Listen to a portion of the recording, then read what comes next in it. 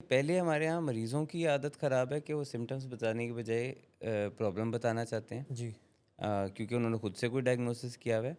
और शायद उन्होंने डॉक्टर्स की भी कुछ आदत ख़राब कर दी है कि अब वो डॉक्टर्स भी जो जो कोई एक ऐसा पेशेंट आता है जो तफ़सील से सिम्पटम्स बताना चाहता है, जी। तो वो ख़ास सुनना नहीं चाहते। हाँ, वो जल्दी से किसी डायग्नोसिस की तरफ या तो उसी से सुना हुआ कि शायद मुझे ये है।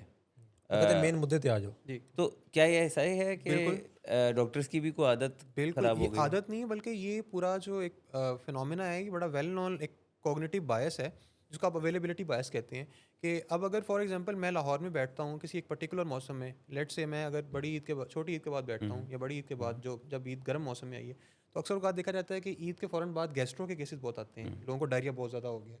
अब इस सारे मामले में अक्सर औक़ात क्या हो रहा है कि एक पेशेंट आ रहा है जिसके पेट में बहुत ज़्यादा दर्द है, उसको लूज़ स्टूल्स हैं, तो डॉक्टर क्या करता है कि वो अक्सर औक़ात सिम्पटम्स देखे बगैर ही दूर से ही उसका अंदाज़ा लगा लेता है पेशेंट का कि यार ये निढाल है, डिहाइड्रेटेड है, इसको गैस्ट्रो ही होगा। हुँ, तो वो जो एक इनिशियल फिक्सेशन होती है So एक बायसेस है just because it's going around. Exactly क्योंकि बहुत से लोगों को वो हुँ, हो हुँ, रहा है तो एक इनिशियल फिक्सेशन बन गई कि इसको भी गैस्ट्रो ही होगा तो वो आने वाले सारे सवालात अपने और अपने जो डायग्नोसिस है उसको एक गैस्ट्रो की डायरेक्शन में पुश करने की कोशिश हुँ, करेगा और हुँ, बाज़ औक़ात इस तरह मिसडायग्नोस होते हैं कि अब उसकी उस सिम्टम की बेशबहा किसी वजूहात हो सकती हैं। हुँ, वो उसके आईबीएस का ट्रिगर हो सकता है, वो एक अंडरलाइन कोई कार्सिनोमा हो सकता है पेशेंट का जिसकी कोई ओवर्ट मैनिफेस्टेशन आ रही है।